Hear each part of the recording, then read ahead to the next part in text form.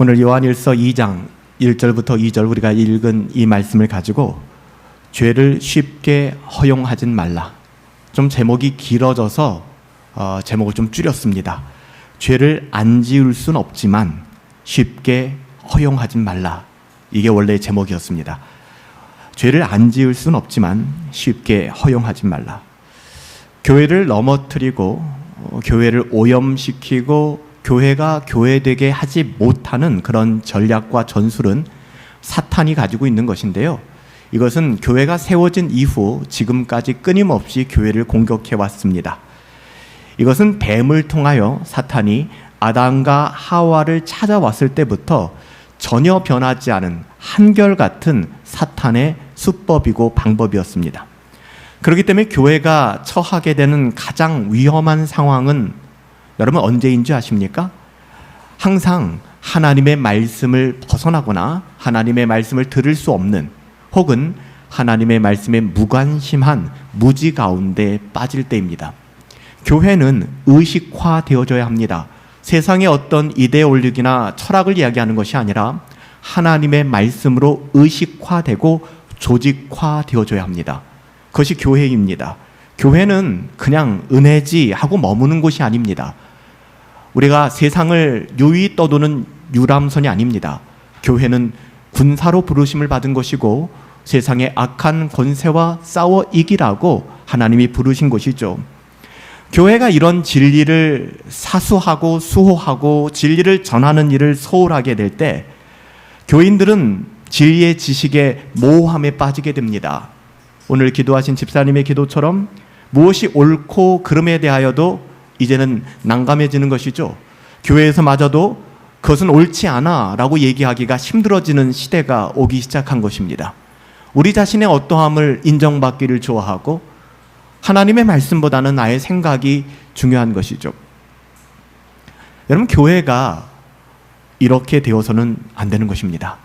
조모임을 할 때도 아니면 교회에 모여서 신자들 아니면 교회 밖에서 신자들이 성도들이 교제를 할 때도 해야 하는 말이 있고 하지 말아야 되는 말이 있어요. 할 수 있는 말이 있고 할 수 없는 말이 있습니다.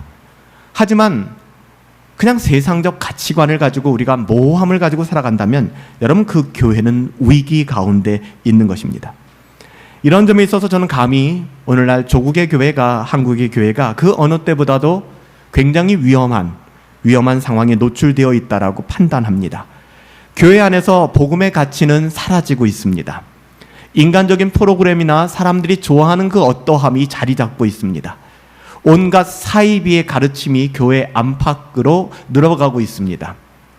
사탄이 교회 안에서 자유롭게 활동할 수 있는 터전이 마련되는 것이죠.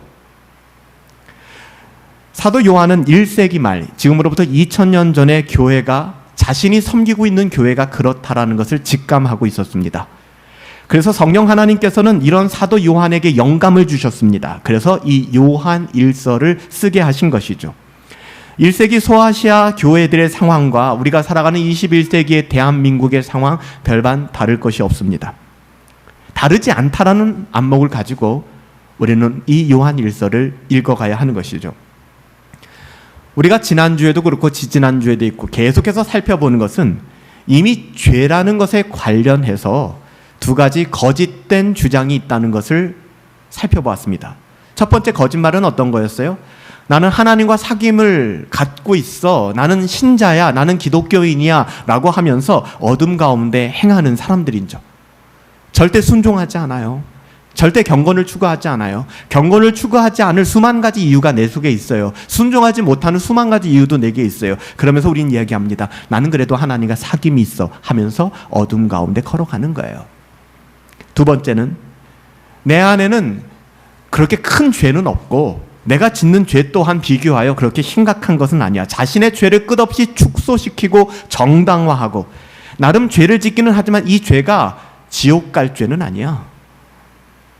이 죄가 하나님 앞에 아주 큰 책망을 들을 만한 죄는 아니야. 뭐 다 짓고 사는 것인데 이 두 가지 죄에 대한 관점입니다. 여러분, 신자가 죄를 쉽게 지을 수 있을까요? 전 여러분들에게 부탁드려요. 목사가 가장 힘들어하는 것, 은퇴하셨고 돌아가신 예전에 사랑의 교회를 목회하셨던 오카노 목사님이 좀 일찍 조기 은퇴를 하셨죠. 일찍 조기 은퇴를 하신 이유를 물어봤어요. 그분이 답하신 것은 설교에 대한 부담감이었습니다. 설교가 너무 힘든 거예요. 여러분들은 어떻게 생각하실지 모르겠습니다. 제가 여러분들에게 매일 새벽 경건회의 말씀을 전도서를 통해서 나누어 드리고 있습니다. 뿐만 아니라 여러분들에게 금요 예배와 주일 설교를 준비하여 드리고 있습니다. 여기서 끝나지 않고 여러분의 신앙을 견고케 하기 위하여 하이델베르크 교리문답과 일지신경을 우리 교회가 개척된 이래 계속해서 연구하고 공부해서 여러분들에게 나누어 드리고 있습니다. 여러분들은 여기에 어떻게 반응하고 계신가요? 저와 사귐이 있나요? 여러분 저를 존중하고 계십니까? 고영은 목사를 존중하고 계신가요? 그럼요, 목사님 존중하죠. 하는데 왜 순종하지 않습니까? 제가 여러분들에게 엄청난 인간적인 강요를 하거나 사이비 목사들이나 황제적 목회를 하는 목회자들처럼 여러분들에게 비인격적인 무엇인가를 강요하고 있습니까? 전 여러분들에게 주의를 온전히 성수해달라고 부탁드리고 있습니다. 여러분의 모든 시간 여러분의 것이에요. 자유롭게 사용하십시오. 주일 예배만큼은 시간을 지켜달라고 부탁을 드리잖아요. 여러분들에게 하이델베르크 교리문답 어제 하루를 어떻게 사셨나요? 여러분들 그 한 문장을 읽을 시간 10분 남짓 되는 영상을 읽을 시간이 없을 만큼 분주해지셨나요? 그러니 저와 사귐이 없는 겁니다. 그러니 저를 오해하시게 되는 것이고 때로는 저와 불편한 관계에 놓일 수도 있어요. 왜 그런지 아세요? 정말 진짜 사귐이 일어나지 않기 때문에 그렇습니다. 여러분 하이델베르크 교리문답을 제가 어저께도 부탁을 드렸죠. 만약에 읽으셨다면 우리가 오늘 다룰 주제이기도 하잖아요. 제64문에 보면 오직 은혜로 구원받았다고 하는 여러분들이 죄에서 둔감해질 수 있는가를 물어보고 있어요. 다시 말하면 하나님과 사귐이 있다고 하면서 어두움을 걸어갈 수 있는가? 거듭난 하나님의 자녀라고 하면서 경건을 추구하지 않고 세상의 그 어떠함에 도취되어 살아갈 수 있는가? 하이델베르크 교리문답 64문은 그렇게 답하고 있고요. 그 내용을 읽고 답하신 성도님들이 서너 분 계신데 그분들이 다 그렇게 시작했어요. 결코 그럴 수 없습니다. 그게 답이에요. 하나님과 사귐이 있다고 하면 어둠 속을 걸어갈 수 없어요. 하나님의 자녀라고 하면서 경건을 추구하지 않을 수 없어요. 그 이유는 뭡니까? 참된 믿음은 그리스도께 접붙여져 있기 때문에 우리 안에 새로운 생명이 들어와 있기 때문입니다. 여러분 오늘날에는 그만하면 괜찮아. 교회 다녀주는 것만 해도 어딘데. 내가 나와주는 것만도 어딘데. 저는 할 말이 없습니다. 뭐 그렇게 생각하셔도 괜찮아요. 제가 어떻게 할 바는 아니니까요. 그렇지만 하나님 앞에서 예배가 무엇인지, 여러분이 드리고 있는 예배가 무엇인지, 오늘 공동체 성경 읽기에서 우리가 읽은 예배의 규례들을 보면서 왜 이렇게 우리가 알 수 없는 말들로 예배의 규례들을 만들었으며 아무나 참여하지 못할 것은 이는 거룩함이라, 이것을 구별함은 거룩함이라, 왜 그랬을까요? 여러분 이것을 안다면 우리가 예배의 가치와 의미가 무엇인지, 하나님의 자녀다운 삶의 여정이 어떤 것인지를 알게 될 것입니다. 그래서 여러분 하나님의 말씀을 정확하게 배우셔야 해요. 그래서 제가 여러분들에게 정말 많이 강조하는 것은 배우고 확신한 곳에 서며 성령을 받으셔야 된다는 것입니다. 인간의 어떠함이 아니라. 그래서 일상에서의 경건함이 필요해요. 오늘 우리가 읽은 출애굽기 공동체 성경 읽기에서 이 자리에 함께 하시지만 단 한 번도 나는 공동체 성경 읽기에 참여해 본 적이 없다라고 하시면 여러분 부끄러워 하셔야 되는 겁니다. 예배의 가치를 훼손하시는 거예요. 우리 예배가 건강하지 못하게 만드는 것입니다. 교회를 무너뜨리는 것이죠. 가끔은 그런 말씀을 하시는 분들이 계세요. 목사님을 좀 도와드리고 싶습니다. 목사님께 힘이 되고 싶습니다. 제가 그럴 때마다 제가 바라는 것은 하나입니다. 여러분들이 온전한 예배자로 서시는 겁니다. 여러분의 삶의 새벽 경건회가 회복되어지고, 여러분의 삶의 금요 예배가 회복되어지고, 여러분의 삶의 공적 예배죠, 주일 예배가 회복되어진다 그러면 아무것도 안 해도 괜찮아요. 우리 교회 그 어떤 사역도 안 해도 괜찮습니다. 저는 선교팀을 데리고 나갈 때마다 그런 이야기를 합니다. 선교가 무엇인지 아니라고 물어봐요. 선교는 그냥 돈 쓰고 비행기 타고 외국에 나가는 게 아닙니다. 선교는 예배가 없는 곳에 가서 예배를 회복하는 것이 선교예요. 그런데 자신이 예배가 무너져 있어. 본인부터 예배 제대로 드릴지도 몰라. 무슨 선교를 갑니까? 돈 낭비예요, 돈 낭비. 여러분, 본질적으로 금요 예배 때도 말씀드렸지만 로이드 존스는 회복이라고 하는 것은 하나님의 백성들이 하나님의 말씀 앞으로 돌아오는 것이 회복이다라고 이야기했습니다. 여러분의 하나님의 자녀들이죠. 여러분들이 하나님의 말씀으로 나오는 것이 회복입니다. 그 회복 그리고 부흥이 있을 때 어떤 일이 일어나는지 아세요? 복음 전도가 일어나는 거예요. 가는 곳마다 복음을 전하게 되니까.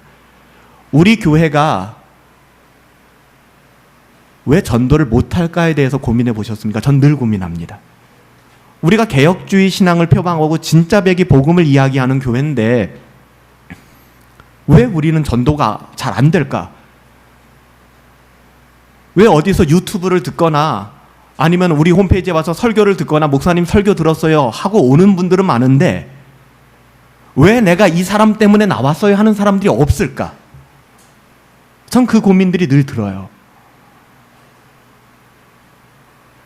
불편하지만 피해갈 수 없는 문제니까 끊임없이 이 문제를 상고하다 보면, 고민하다 보면 드는 것이 진짜 우리 성도들이 하나님의 말씀 앞으로 나왔는가? 그래서 그 말씀이 나를 이끌어서 나의 삶 속에서 이 말씀이 아니면 안 된다라는 감격이 있는가에 대한 고민들이 있습니다. 우리 교회가 죽고 사는 문제, 그거는 이제 다가올 1월 달에 이 건물 다시 갱신하느냐, 갱신 못하면 또 예배할 처소를 알아봐야 돼, 이런 문제가 아닙니다. 우리 교회가 살고 죽는 문제, 서고 쓰러지는 문제는 여러분들이 하나님의 말씀 앞에 서 계신가 아니 계신가입니다. 이 자리에 앉아있다고 모두가 허브 가족이 아닙니다. 하나님의 자녀가 아닙니다. 하나님의 말씀 앞에 서 있는 사람들, 하나님의 말씀이 내 안에 심겨져 있는 사람들. 그래서 사도 요한은 뭐라고 얘기합니까? 만약에 우리가 하나님과 사귐이 있다고 하면서도 어둠 가운데 행하거나 우리의 죄를 끝없이 축소하고 있다 그러면 그 사람은 하나님을 거짓말장이로 만드는 것이다. 왜요? 하나님은 그런 신자는 없다고 하셨기 때문에. 또 하나, 그 안에 진리가 없음을 스스로 증명하는 것이다. 다른 게 아니에요. 말로 자기의 생각을 얘기하는 것이 아니라 그의 신앙은 무엇을 선택하고 결정하는가. 여러분, 이것처럼 강력한 것은 없습니다. 나의 우선순위를 어디에 두는가. 그래서 누누이 말씀드리는 시간의 청지기로서의 주일 성수, 물질의 청지기로서의 우리가 하나님께 연보하고 헌상하는 것. 시간 다 아까워요. 물질 다 아깝습니다. 하지만 청지기로서 우리는 어떤 선택과 결정을 하며 살아가는가 하는 것이 신앙의 진실이다. 우리 주님도 누누이 말씀하지 않았습니까? 심지어는 재물이 있는 곳에 네 마음이 있고 재물과 하나님을 겸하여 섬길 수도 없고, 심지어는 부자가 하나님 나라에 들어가는 것이 낙타가 바늘길 통과하는 것만큼 어렵다까지 말씀하셨잖아요. 의도적으로. 사도 요한은 그들 안에 진리가 없다. 여러분, 이것이 그냥 넘어가야 될 문제들이 아니에요. 뭐 우리들 가운데 그런 생각 가지신 분들이 계실지 모르겠어요. 목사님, 저는 구원받지 못한 것 같아요. 목사님, 아무리 생각해도 저는요 하나님의 자녀가 아닌 것 같아요. 가끔 뭐 조모임을 하거나 이런 말씀을 하시는 분들이 계신데 정말이세요? 그 말이 정말 진심이세요? 여러분, 지옥 가십니까? 여러분, 정말 소망 없으십니까? 여러분, 말로라도 그런 말씀 하지 마세요. 이게 자기 기만이에요. 우리는 하나님의 자녀입니다. 할렐루야. 예수 그리스도의 보혈로 거듭났잖아요. 자기 자신을 속이지 마세요. 안 된다고 하지 마세요. 할 수 있어요. 왜 자꾸만 연약한 가운데 우리 자신을 포장하고 들어가서 죽어가는 소리를 합니까? 할 수 있거든. 무슨 말이야. 믿는 너희에게는 능치 못할 일이 없어. 왠지 알아? 내 능력이 너희들보다 크기 때문에 그래. 왜 풍랑 앞에서 벌벌 떨고 있어? 이 어리석은 자들아. 내가 너희와 함께하고 있는데. 여러분, 그 예수님을 만나시기 바랍니다. 그리고 그 예수님과 더불어 전 여러분의 인생이 기경되었으면 좋겠어요. 아들이 있는 자에게는 생명이 있습니다. 할렐루야. 아들이 없는 자에게는 그 어떤 지식과 그 어떤 철학과 종교가 들어간다 해도 생명이 없어요. 예수님 붙잡으셔야 되는 이유가 여기 있는 것입니다. 여러분, 교만이 왜 무서운지 아세요? 성경에선 교만을 굉장히 강조합니다. 교만이 왜 두려울까요? 왜 무서울까요? 왜 성경이 유독 교만이라고 하는 것을 아주 치명적인 죄라고 얘기할까요? 그러니까 교만하지 마세요. 하나님 앞에서 교만하지 마십시오. 교만하지 마세요. 교만이 생기면은, 교만이 딱 발동하면은 열매 맺는 게 뭔지 아십니까? 가난한 마음이 사라져요. 간절한 마음 1도 없습니다. 그렇게 신앙생활 하는 게 교만한 겁니다. 집안에 암 환자 나오면 마음이 가난해져요. 재수하고 삼수하고 사수하면 마음 가난해져요. 대학 붙고 직장 가고 할만하고 먹고 살만하면은 인간은 교만해지기 시작합니다. 그게 인간입니다. 연애에 실패하면 가난해져요. 근데 내가 얻을 것 다 얻으면 교만해지는 것입니다. 그러니까 내 마음속에 마음이 가난하진 않아요. 복음이 들어올 자리가 없는 것입니다. 간절함이 없어요. 자기 생각대로, 제가 말씀드린 아까 그분처럼 그냥 자기 말만 하는 거예요. 제 생각에는. 전 그런 사람과 얘기하고 싶지 않아요. 자기 생각 얘기하면 뭐합니까? 귀를 막았어요. 하나님의 말씀은 듣지 않아요. 자기 생각대로 하나님의 말씀을 곡해하고 변절시키는 것이죠. 변질시키는 거예요. 그러면서도 뭐라고 얘기해요? 그래도요 목사님, 저는 하나님과는 사귐이 있습니다. 저는 그래도 구원받은 거 확신해요. 그래서 에드워즈가 얘기한 거예요. 그따위 구원의 확신은 구원에 이를 수 없다. 그래서 신앙감정론에서 그따위 구원의 확신이잖아요. 구원의 확신 너무 소중해요. 구원의 확신이 있어야 모든 사망의 권세에서 우리가 힘을 낼 수 있고 하나님 속에 안정감을 가지고 살아갈 수 있어요. 근데 구원의 확신도 나름대로예요. 이런 구원의 확신. 나는 하나님과 사귐이 있어. 구원을 확신해. 그래도 나는 구원받았겠지. 그게 무지가 끝까지 가졌던 자기의 구원의 확신 아닐까요? 우리 읽었잖아요. 철로 6장에서 그의 마지막 말로가 어떻게 되는지. 그럼에도 불구하고 부득부득 우기며 그 길을 걸어가신다면 둘 중에 하나라는 거예요. 하나님을 거짓말하는 자로 만들거나 아니면 그 안에 진리와 생명이 없다라고 얘기하는 것이죠. 여러분, 그 교만이에요. 교만. 교만이 있으니까 안 들어요. 마음에 가난함이 없어요. 살만한 거죠. 이때 목회자의 딜레마가 생겨요. 하나님, 제가 어떻게 해야 됩니까? 저분을 위해서는 좀 어려움이 오게 해달라고 기도해야 됩니까, 하나님? 이런 말도 안 되는 자괴감에 빠지는 거예요. 그렇게 기도할 수는 없잖아요. 행복하고 너무 잘 살게 살고 있는 가정인데 하나님, 이 가정에 좀 어려움을 주세요. 이 가정을 좀 흔들어 주세요. 이렇게 기도할 수는 없잖아요, 목회자가. 근데 아무리 놓고 기도해봐도 그 가정에는 소망이 안 보이는 거예요. 왜? 문제 없다고 생각하니까. 기도 제목 뭐냐고 물어봐도 별 문제 없다고 늘 얘기하니까. 정말 문제가 없는 것인지, 아니면 목사가 기도해봤자 그게 효염이 있겠냐, 내가 내 인생 바꿔야 효력이 있는 것이지 라고 자기 자신을 믿으니까 별 기도 제목을 낼 것이 없는 것이죠. 늘 이 갈등이 있는 거예요. 사도 요한은 성도들을 향하여 아주 이례적인 표현을 합니다. 나의 자녀들아. 오늘 본문에서 이렇게 얘기하죠. 나의 자녀들아. 이게 어때라고 얘기할지 모르겠지만 이게 사도 요한이 하는 표현입니다. 여기서 말하는 나의 자녀들아 라는 헬라어, 이 표현은 성경에 딱 한 군데 쓰입니다. 바로 여기입니다. 사도 요한이 감히 성도들을 향하여 나의 자녀들아 라고 부르는 것이죠. 그들과의 깊은 사귐을 이야기하는 거예요. 글쎄요, 건강한 목회자들의 마음이 이것 아닐까 싶어요. 가끔 저는 목회하는 것과 가정의 위치와 비슷하다는 생각들을 많이 하게 됩니다. 그냥 감히 저보다 연장자도 계시고 젊은 분들도 계시지만 제가 영적인 아비와 같다라는 그런 부담감을 그것을 여러분에게 강요하지는 않아요. 제가 부담감을 갖는 겁니다. 그래서 가끔은 예전 교회에서도 그렇고 제가 목회할 때 어버이날 때 제게 선물을 하는 성도들이 계셨어요. 너무 몸둘 바를 모르겠어요. 저를 그렇게 생각해 주신다는 것에 대하여 스승 정도가 아니라 아비로 생각하신다는 것에 대해서. 하지만 단 한 번도 저는 그것을 강요하거나 내가 영적인 아비니 내게 순종하라라고 얘기해 본 적은 저는 단 한 번도 없습니다. 그게 불가능해요. 저는 안 돼요. 오늘 사도 요한은 그럼에도 불구하고 나의 자녀들아, 이 말을 바꾸면 내가 너희의 아버지야 라고 얘기를 하는 거잖아요. 영적인 친밀감과 하나님 아버지 안에서 우리가 한 가족 되었음을 강조해서 표현하는 것입니다. 사도 요한은 이런 믿음의 자녀들에게, 그러니까 오해하지 말아라, 내가 믿음의 아비로서 너희들에게 이야기하는 거야 라고 얘기하는 거예요. 때로는 선생님한테는 대들 수 있고 이의를 제기할 수 있잖아요. 아버지를 대하는 것과는 아버지도 아버지 나름이지만 좀 다를 수 있지만 그래도요. 사도 요한은 아버지와 같은 마음으로 지금 성도들에게 이야기하는 것입니다. 특별히 죄에 대하여.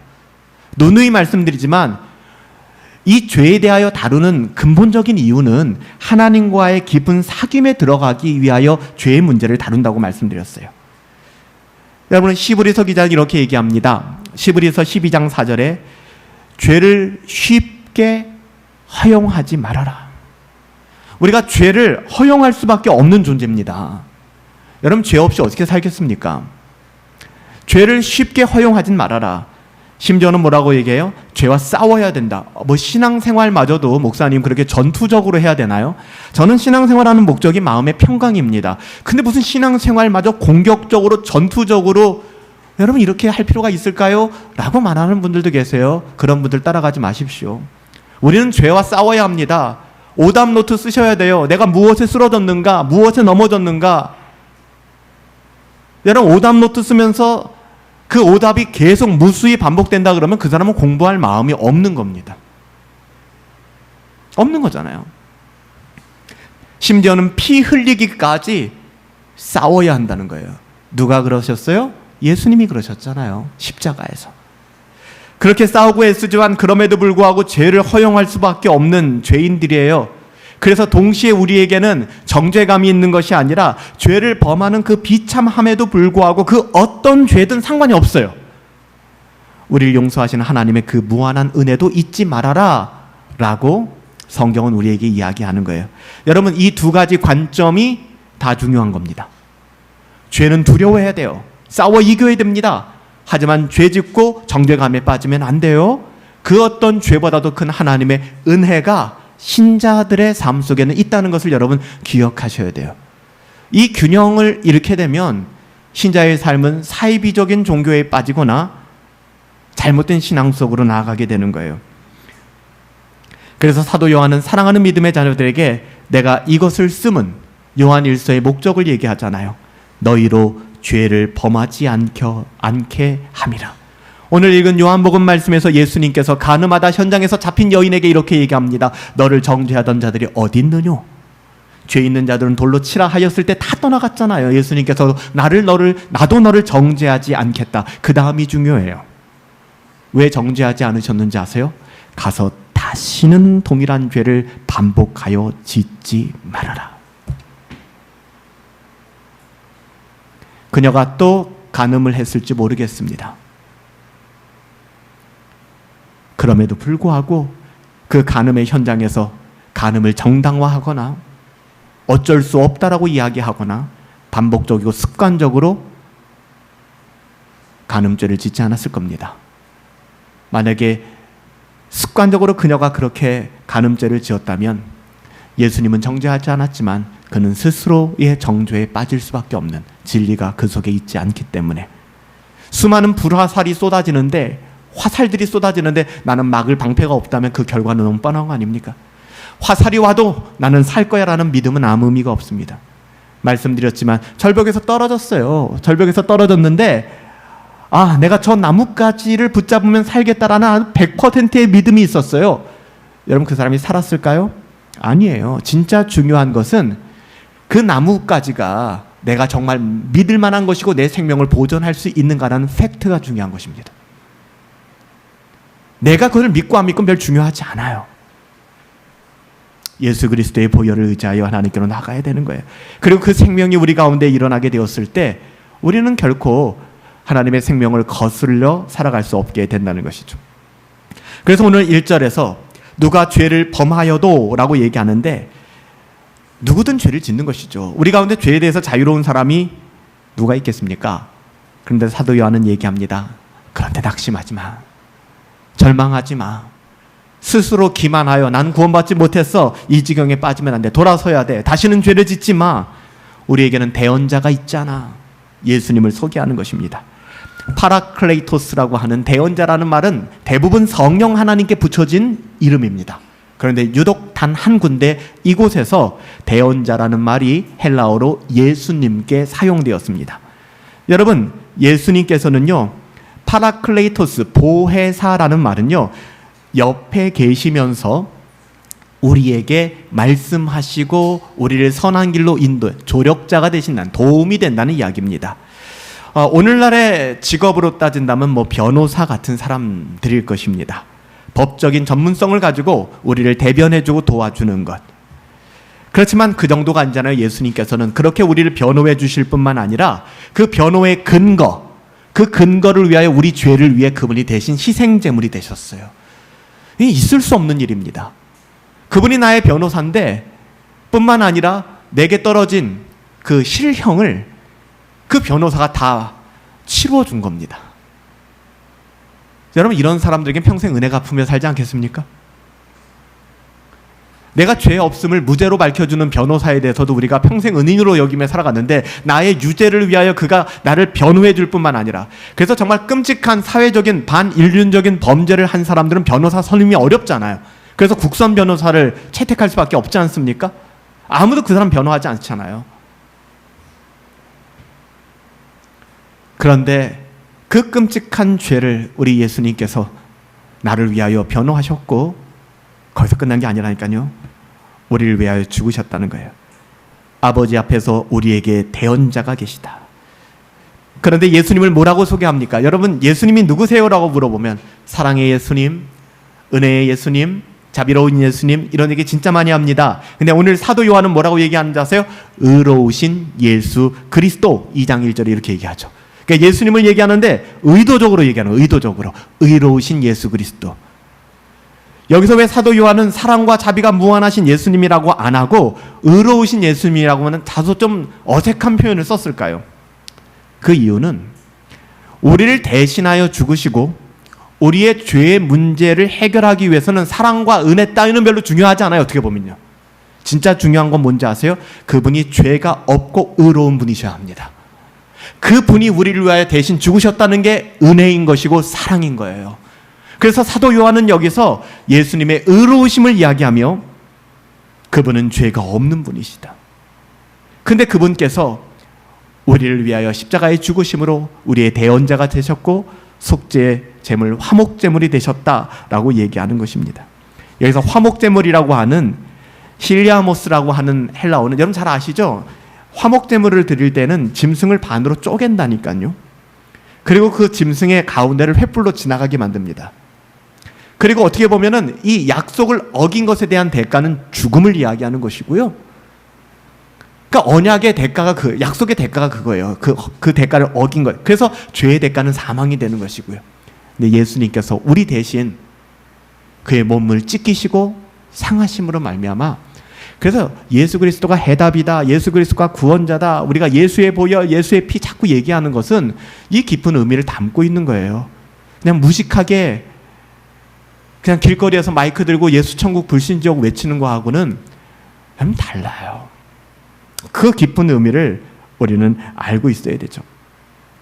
세상의 어떤 종교든 간에 단언하건대 자신의 진노를 풀기 위하여 스스로 화목제물을 제공한 종교는 없습니다. 기독교가 유일합니다. 말도 안 되는 것이죠.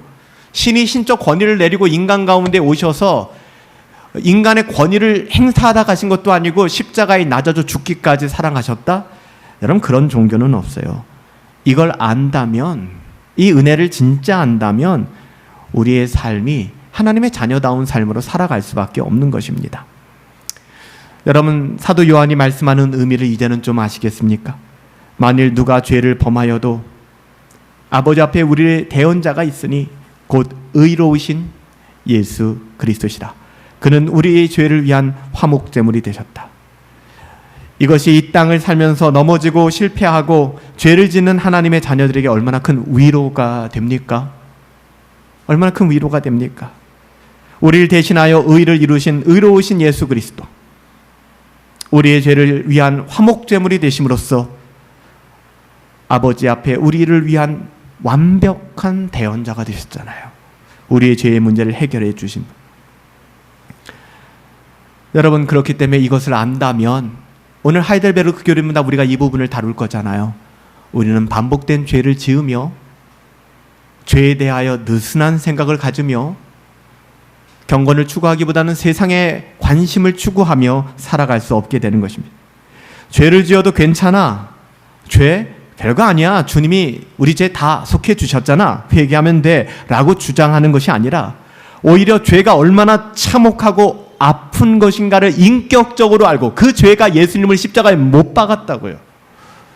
그 죄는 관념이 아닙니다. 그 죄 때문에, 그 우리가 가볍게 여기는 죄 때문에 2000년 전에 예수님은 십자가에서 죽으셨다고요. 그것을 알기 때문에 주님, 저는 죄인입니다. 값없이 주시는 구원의 은혜를 받았음에도 불구하고 여전히 넘어지고 범죄하는 정말 쓸데없는 죄인입니다. 교만할 수가 없는 것입니다. 저를 긍휼히 여겨주십시오. 가난하고 낮아진 마음으로 죄를 허용할 수밖에는 없지만 그 죄를 인정하진 않고 피 흘리기까지 싸우며 거친 인생을 살아가게 되는 것입니다.